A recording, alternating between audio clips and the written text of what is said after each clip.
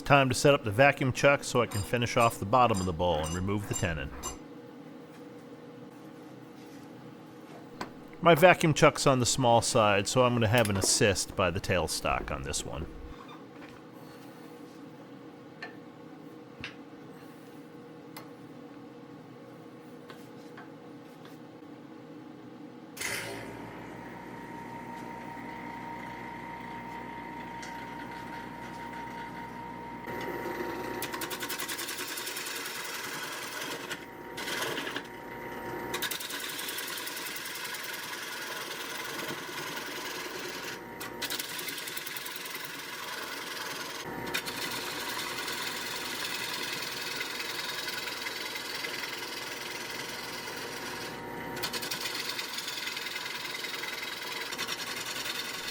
I am going to use the vacuum chuck by itself to remove that nub as well as sand it.